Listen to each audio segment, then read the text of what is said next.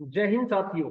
मैं अमित शर्मा आप सभी का एएस ऑनलाइन क्लासेस में स्वागत करता हूं तथा आशा करता हूं कि आप सभी बहुत अच्छे होंगे और बहुत अच्छे तरीके से अपनी तैयारी कर रहे होंगे। तो दोस्तों, आज की क्लास में हम SSC GD UP police math का बहुत ही important topic ratio and proportion अनुपात और समानुपात की पहली क्लास को कंप्लीट करेंगे। और आज की क्लास में हम ये जानेंगे कि अनुपात और समानुपात के क्वेश्चंस किस तरीके से एग्जाम में पूछे जाते हैं और उन क्वेश्चंस को किस तरीके से सिंप्लीफाई किया जाता है। तो दोस्तों, एग्जाम पॉइंट ऑफ व्यू से रेशियो एंड प्रोपोर्शन बहुत ही इंपॉर्टेंट टॉपिक है। इसके क्वेश्चंस बड़े ही आसान होते हैं जो अक्सर एग्जाम में पूछे जाते हैं। अगर उनको करने का तरीका आपके पास में है तो वो क्वेश्चंस विद इन सेकेंड में हो जाते हैं और उनमें बच्चों के पूरे में पूरे नंबर आ जाते हैं। तो चलिए उन सभी टॉपिक्स पे आज डिटेल में चर्चा करते हैं, उन सभी टॉपिक्स को डिटेल में समझते हैं और फिर उनके ऊपर क्वेश्चंस अप्लाई करते हैं। तो सबसे पहले हम ये जानते हैं कि रेशियो क्या होता है और प्रोपोर्शन क्या होता है। तो रेशियो के जो क्वेश्चन पूछे जाएंगे वो आपसे वो किस तरीके से पूछे जाएंगे और उनका आंसर आपको किस तरीके से करना है, उसके बेसिक कंसेप्ट को एक बार सीख लेते हैं। तो दोस्तों, यहाँ पे मैं एक क्वेश्चन के माध्यम से एग्जांपल के माध्यम से आपको समझाना चाहता हूं कि दो व्यक्ति हैं, एक है ए और दूसरा है बी। उन दोनों के बीच का जो अनुपात है ना वो आपको दे रखा है 2:3। और फिर दूसरा व्यक्ति है बी और सी और उनके बीच का अनुपात आपको दे रखा है 4:5। और आपसे क्वेश्चन में पूछ लिया गया एग्जाम में कि ए अनुपात बी अनुपात सी बराबर क्या होगा। देखो, सारे कंसेप्ट लेकर लेकर के आऊंगा, आपको थोड़ा सा पेशेंस बना के रहना है। सारे कंसेप्ट लेके आऊंगा, सभी को डिटेल में करवाऊंगा, पहले समझाऊंगा, एक्सप्लेन करूंगा और फिर आपके लिए होमवर्क में क्वेश्चन भी छोड़ूंगा। ठीक है। तो जब आपसे इस टाइप का कोई भी क्वेश्चन आपसे पूछा जाए तो आप क्या कर रहे होंगे, सीधा सीधा इसका कंसेप्ट समझ रहे होंगे कि पहले आप इन दोनों को लिख लो। लिखना कैसे है कि हमने लिखा 2:3 और उसके नीचे लिखा 4:5। ठीक है। और यहाँ पे जेड फॉर्मेशन लगा दो, इसकी मल्टीप्लाई 2 की करवाओ 4 में तो कितना आएगा 8। और फिर इस 4 की मल्टीप्लाई करवाओ 3 में। 4 की मल्टीप्लाई जब आप 3 में करवा रहे होंगे तो कितना आ रहा होगा 12।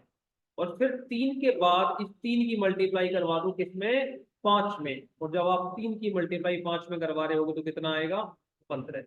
अब आपको क्या करना है, ये देखना है कि ये नंबर जो आए हैं ये किसी से कट रहे हैं क्या। आप कह रहे हो सर 2 से 8 कट जाएगा, 12 कट जाएगा, लेकिन 15 नहीं कटेगा। फिर 3 से 12 कट जाएगा, 15 कट जाएगा, 8 नहीं कटेगा। लेकिन सेम नंबर से तीनों नंबर कटने चाहिए, ऐसा है क्या? ऐसा नहीं है। नहीं है तो यही क्या हो जाएगा अपना ए बी सी का अनुपात। तो हम कह रहे होंगे कि ए अनुपात बी अनुपात सी बराबर कितना आ गया 8 अनुपात 12 अनुपात 15। समझ में आया? अगर हमसे इस टाइप का कोई भी क्वेश्चन पूछा जाए तो हम सीधा सीधा यहाँ पे जेड फॉर्मेशन लगा रहे होंगे और अपने क्वेश्चन का क्या निकाल रहे होंगे, आंसर निकाल रहे होंगे। समझ में आ गया? यही होगा आपके ए बी और सी का अनुपात। चलिए एक एग्जांपल और लेता हूं, उसके माध्यम से और ज्यादा डिटेल में चीजों को समझते हैं। इसको नोट कीजिएगा, मैं इसे क्लियर कर रहा हूं। देखो दोस्तों, मैं पूरा प्रयास कर रहा हूं आपको बेहतर समझाने का। कहीं पे कोई ऐसी चीज है ना उसके बाद भी आपको समझ में नहीं आ रही है तो आप मुझे कमेंट करके बताओ, मैं उस चीज पे विचार करूंगा और उसे नेक्स्ट क्लास के अंदर में जरूर सिंप्लीफाई करवाऊंगा। ठीक है। हो गया होगा नोट, मैं इसे क्लियर कर रहा हूं। चलिए, मैंने दूसरा क्वेश्चन लिया है कि P अनुपात Q बराबर है 4:5। कितना है? 4:5। उसके बाद फिर लिया है Q अनुपात R बराबर कितना है 6:7। और आपसे क्वेश्चन में पूछा गया है कि P अनुपात Q अनुपात R बराबर क्या होगा। तो सीधा सा क्वेश्चन है। अभी मैंने इसका लॉजिक आपको समझाया है, जिस लॉजिक पे मैंने क्वेश्चन को करवाया है उस लॉजिक को ध्यान से समझो। मैं फिर से रिपीट कर रहा हूं, जैसे पहले आपने किया है ऐसे ही ये अब होगा और ऐसे ही मैंने आपको ऑफलाइन में समझाया है। तो आप सबसे पहले क्या करोगे, इन दोनों को लिखोगे। मैंने लिखा 4:5, उसके नीचे लिखा मैंने 6:7। समझ में आया? और उसके बाद में मैंने इनकी करवाई जेड फॉर्मेशन में मल्टीप्लाई। 4 की मल्टीप्लाई करवाई 6 में, जैसे मैं तीर का निशान लगा रहा हूं ना, ऐसे ही, मतलब 4 की किस में करवा रहा हूँ, 6 में। तो 4 की 6 में करवाऊंगा तो कितना आएगा? आप कह रहे हो सर 4×6 = 24। उसके बाद आप अनुपात लगाओगे। फिर 6 की मल्टीप्लाई किस में करवानी है, 5 में। मैंने तीर का निशान लगाया है। 6×5 = 30, 30 लिखोगे। उसके बाद फिर अनुपात लगाओगे और फिर इस 5 की मल्टीप्लाई करवा रहे होगे आप साथ में, तो कितना आएगा, 5×7 = 35। और यही क्या हो जाएगा, पी क्यू आर का अनुपात हो जाएगा। आपसे पूछा गया था पी अनुपात क्यू अनुपात आर बराबर क्या होगा, तो 24, 30 और 35 क्या आ जाएगा आपके क्वेश्चन का एकदम राइट आंसर। दोस्तों, अगर मेरी बात आपको समझ में आई है, ये कंसेप्ट आपको एकदम समझ में आया है, तो आप मुझे कमेंट करके बताओ। और इस सेशन को अपने दोस्तों के साथ में ज्यादा से ज्यादा संख्या में शेयर कर दो, ताकि और भी बच्चे इस कंसेप्ट को सीख सकें। ठीक है, चलिए अब देखते हैं दूसरा टॉपिक क्या है, दूसरा कंसेप्ट क्या है। पहला हमने सीखा इस टाइप का कोई भी क्वेश्चन पूछा जाएगा तो हमें अपना मेथड यही लगाना है, जेड फॉर्मेशन लगाएंगे और A B C P Q R X Y Z किसी का भी हमसे रेशियो पूछे तो हम इस तरीके से उसका रेशियो निकाल रहे होंगे।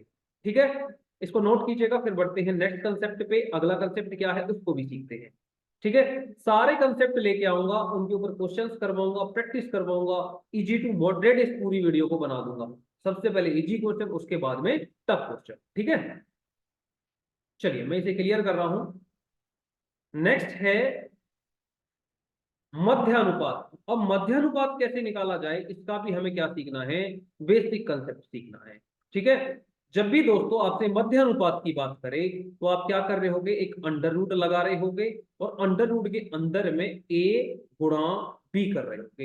ए गुणा बी का मतलब है ए बराबर है पहली संख्या, ए बराबर क्या है, फर्स्ट नंबर, ए बराबर क्या है, फर्स्ट नंबर, और बी बराबर क्या है दोस्तों, सेकंड नंबर, जो आपको संख्याएं दी जाएं।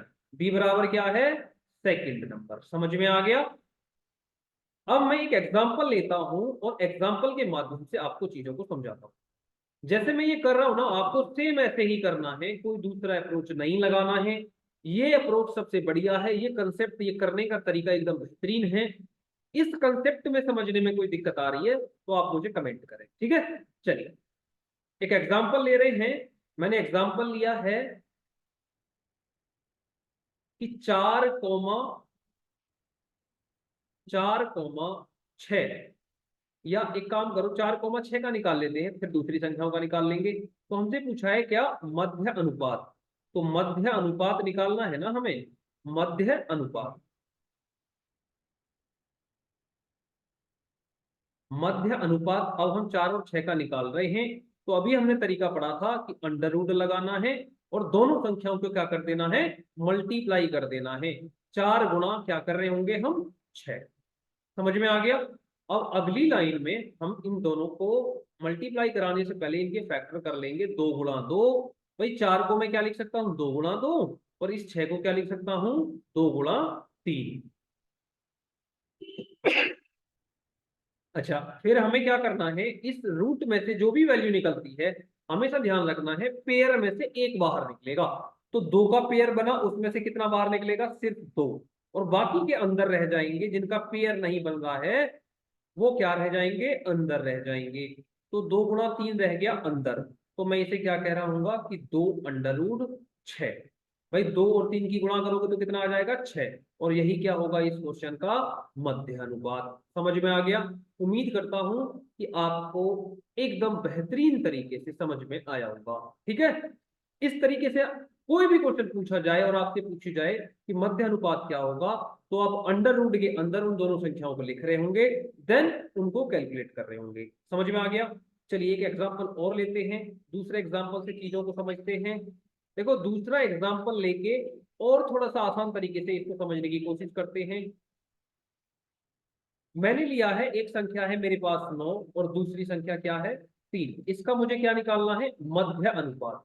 मध्य अनुपात मध्यानुपात निकाल रहे हैं हम इनका, तो हमें क्या करना पड़ेगा, आपको याद है ना कि अंडर रूट के अंदर इन दोनों संख्याओं को लिखना है, मतलब कि अंडर रूट a गुणा b। तो अंडर रूट a की जगह पे कितना रखेंगे हम 9, और b की जगह पे कितना रख रहे होंगे हम 3। समझ में आ गया, कितना रख रहे होंगे 3। अब अगली लाइन में इस 9 के फैक्टर करें तो कितने हो जाएंगे, 3 गुणा 3। भाई 9 को मैं कितना लिख सकता हूँ, 3 गुणा 3, और एक 3 मेरे पास है ही।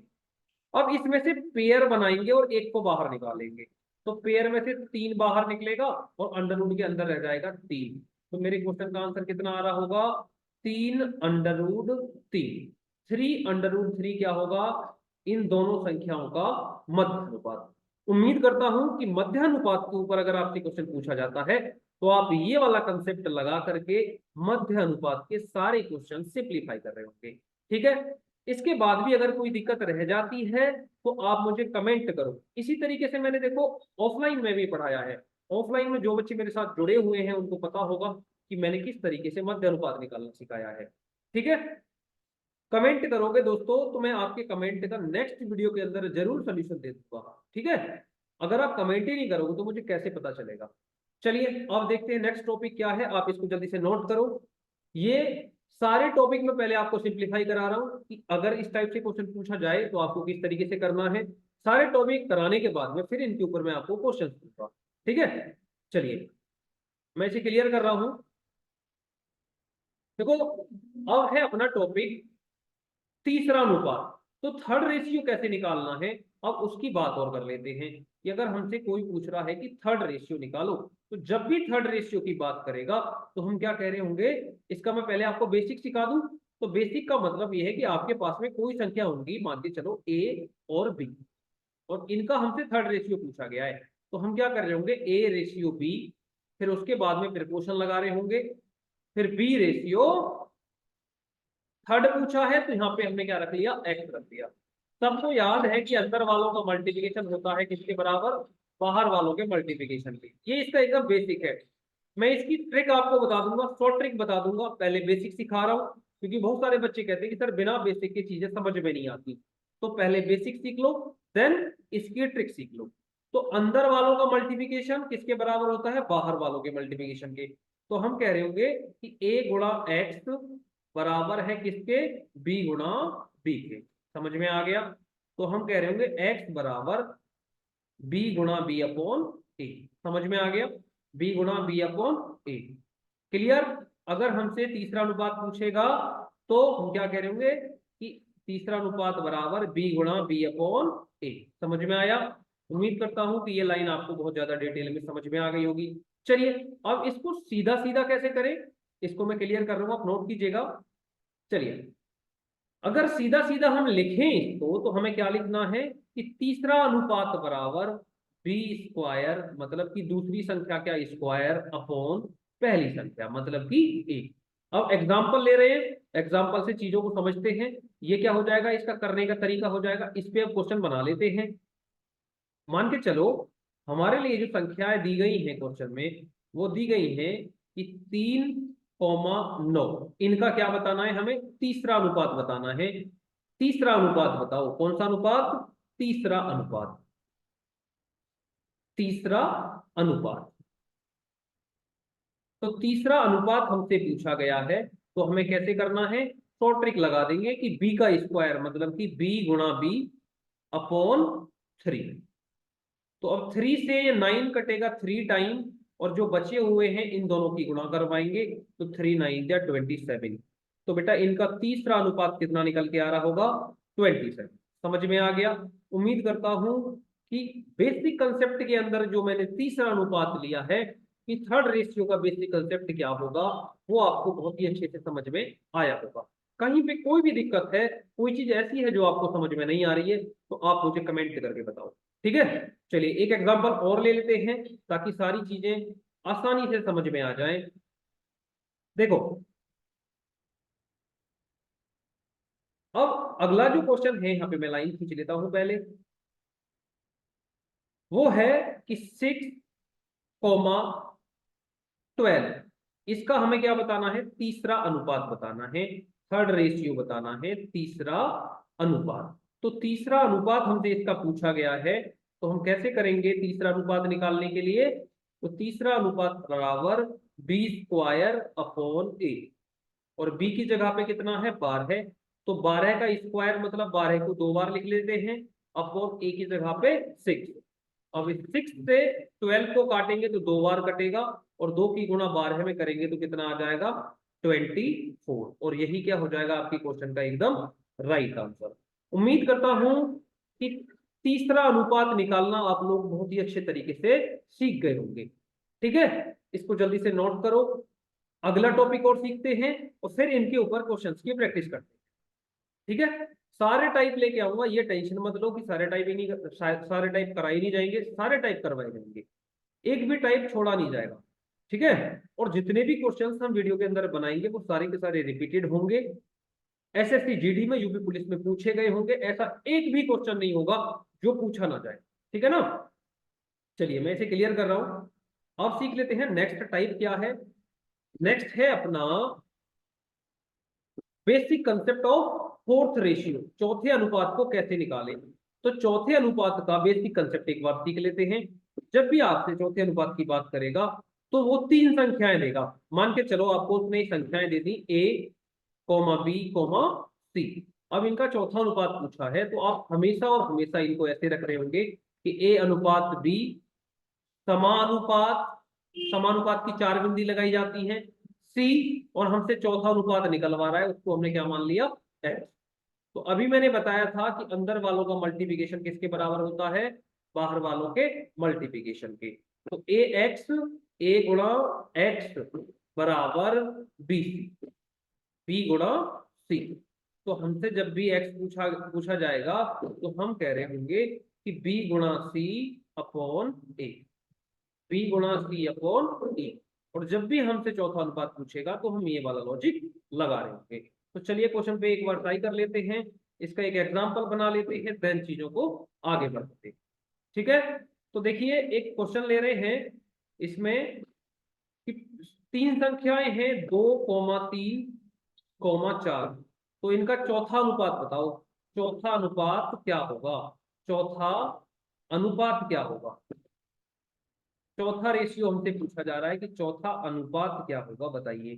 तो चौथा अनुपात निकालने के लिए हमसे बात करी गई है, तो हम क्या कर रहे होंगे 2,2/3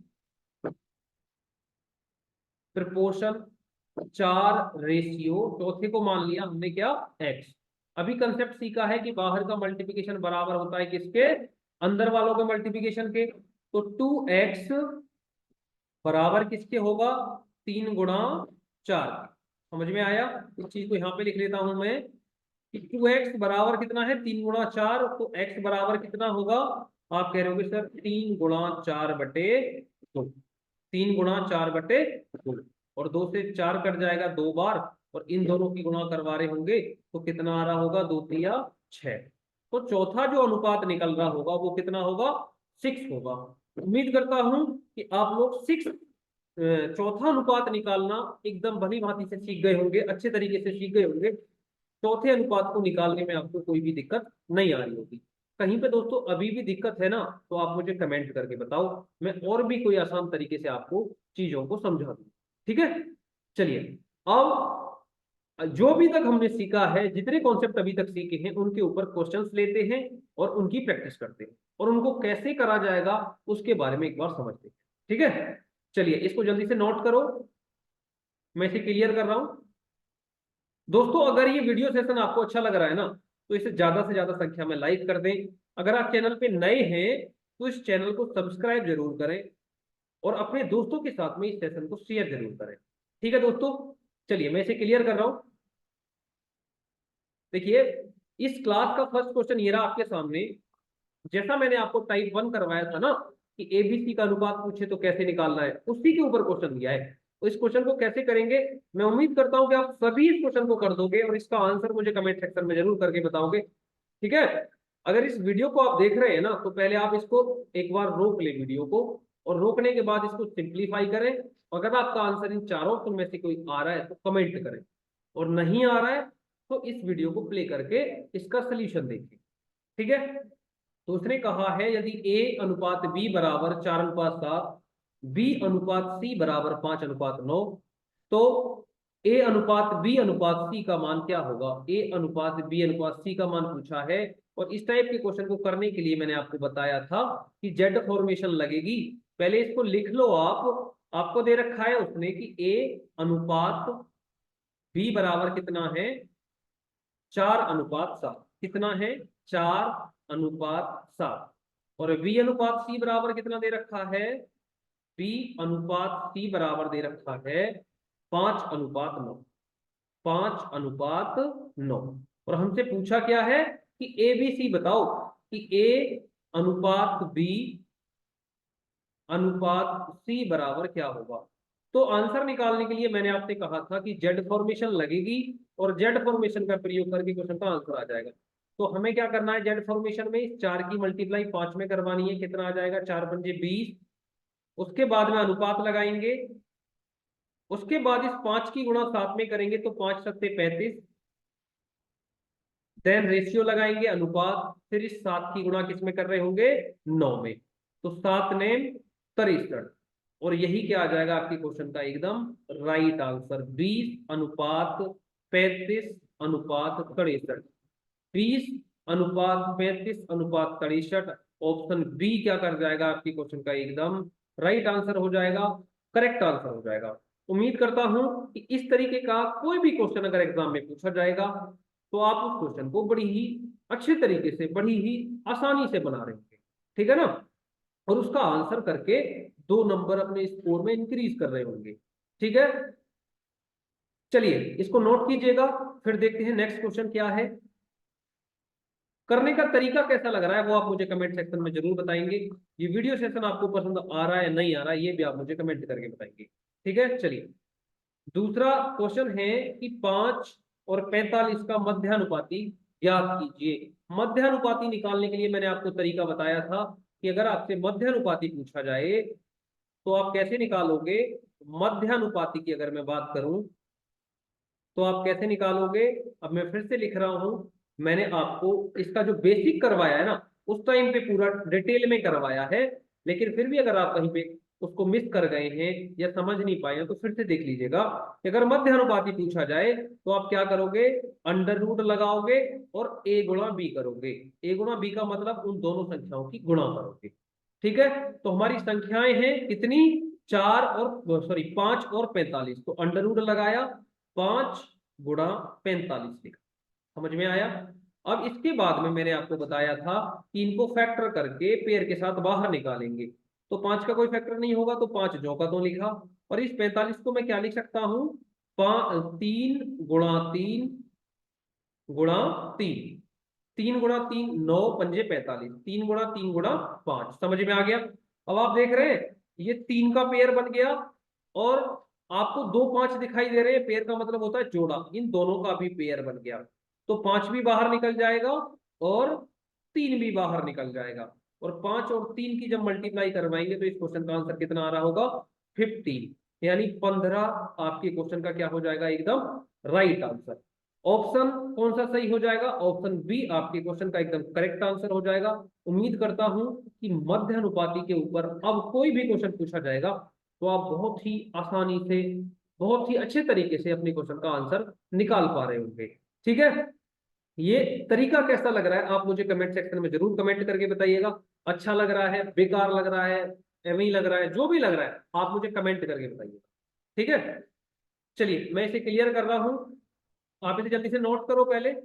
चलिए देखो नेक्स्ट में क्या है कि आपके मध्य अनुपाती के ऊपर मैंने चार चार क्वेश्चन दिए हैं। टोटल कितने क्वेश्चन हैं, ये 4 क्वेश्चन हैं। इन सभी क्वेश्चनों को आप खुद पे बनाओगे, घर पे बना रहे होगे कि ये क्वेश्चनों के आंसर क्या है, ये आप मुझे कमेंट करके बता रहे होगे।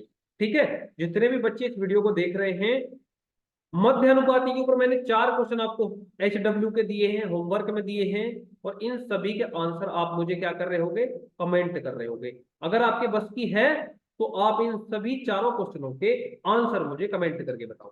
ठीक है, अगर आपने मेरी चीजों को समझा है तो ये चारों क्वेश्चन हो जाएंगे और इनके आंसर भी आप मुझे कमेंट सेक्शन में कमेंट करके बता दोगे। ठीक है, चलिए अब देखते हैं अगला टाइप क्या है, अगला क्वेश्चन क्या है। नेक्स्ट क्वेश्चन ये रहा आपके सामने, 18:24 का तीसरा अनुपात ज्ञात कीजिए। 18:24 का क्या निकालना है हमें? तीसरा अनुपात निकालना है। और तीसरे अनुपात को निकालने के लिए मैंने आपको बहुत ही अच्छा तरीका बताया है। और तीसरे अनुपात को कैसे निकाला जाएगा फिर से एक बार रिपीट कर रहा हूं, आप समझ लीजिएगा। अगर उस टाइम समझने में कोई दिक्कत रह गई है तो आप अब जरूर देख लीजिएगा, अब दिक्कत नहीं रहनी चाहिए। तो तीसरा अनुपात अगर आपसे पूछा जाए, तीसरे अनुपात की अगर आपसे बात करी जाए तो आप कैसे निकालोगे तीसरा अनुपात? तो तीसरे अनुपात के लिए मैंने आपको एक तरीका बताया था कि आप क्या कर रहे होंगे कि बी स्क्वायर अपॉन ए, बी स्क्वायर अपॉन ए। तो आपके क्वेश्चन का आंसर आ जाएगा। बी स्क्वायर अपॉन ए का मतलब क्या हुआ कि दूसरे वाले नंबर का क्या करोगे आप? वर्ग करोगे और उसको डिवाइड कर दोगे पहले नंबर से। तो दूसरा नंबर है 24 मल्टीप्लाई 24 बटे कितना हो जाएगा? 18। ठीक है। अब बेटा देखो, अब हम इसे 3 से काट दें तो 3 से कितनी बार कटेगा? 6 बार। 3 से कितनी बार कटेगा ये?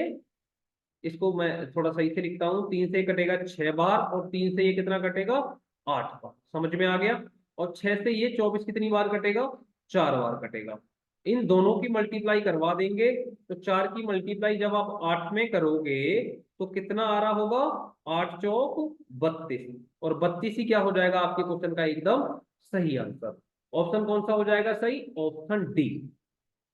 उम्मीद करता हूं कि ये क्वेश्चन आपको एकदम बेहतरीन तरीके से समझ में आया होगा, कहीं पे कोई दिक्कत नहीं रही है। ठीक है दोस्तों, देखो तीसरे अनुपात की अगर कहीं पे भी क्वेश्चन में आपसे बात करेगा तो आप बी स्क्वायर अपॉन ए का फॉर्मूला लगाएंगे और आपके क्वेश्चन का आंसर आ जाए। ठीक है, चलिए अब देख लेते हैं नेक्स्ट क्वेश्चन क्या है। इसे जल्दी से नोट कीजिएगा, मैं इसे क्लियर कर रहा हूं। अच्छा, तीसरा अनुपात ज्ञात कीजिए, उसके ऊपर मैंने आपको 4 क्वेश्चन दिए होमवर्क के लिए। कितने क्वेश्चन हैं ये? 4 क्वेश्चन हैं। और उम्मीद करता हूं इन चारों क्वेश्चनों के आंसर आप मुझे कमेंट सेक्शन में कमेंट करके बताओगे। ये आपके होमवर्क के क्वेश्चन हैं, HW के क्वेश्चन हैं। जो बच्चे तीसरा अनुपात निकालना सीख गए हैं वो क्वेश्चन नंबर 5 डाल के, कि क्वेश्चन नंबर 5 के फर्स्ट का 4 आंसर ये है, 5 के सेकंड का आंसर ये है, क्वेश्चन नंबर 5 के थर्ड का आंसर ये है, मुझे आप कमेंट सेक्शन में कमेंट करके बता रहे होंगे। ठीक है, अगर नहीं होता है तो आप मुझे कमेंट करके बता दीजिएगा कि सर क्वेश्चन नंबर 5 का जो सा भी पार्ट आपसे नहीं हो रहा है उसका पार्ट ला लिए कि ये क्वेश्चन रिपीट करा। ठीक है, तो मैं जब भी आपके सामने आऊंगा तो उस क्वेश्चन को सिंप्लीफाई करा दूंगा। चलिए देखते हैं नेक्स्ट क्वेश्चन क्या है।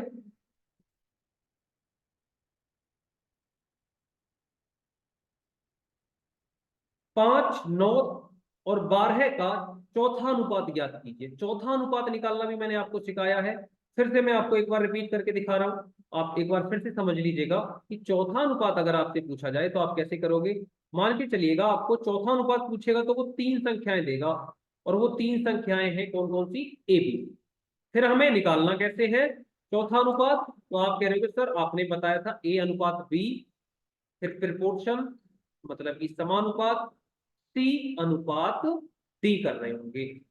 और डी की जगह पे हमें पता नहीं है तो हम क्या लगा रहे होंगे? एक्स। समझ में आ गया? क्योंकि हमें चौथा अनुपात निकालना है। फिर आपने बताया था कि अंदर वालों का मल्टीप्लिकेशन बराबर होता है किसके?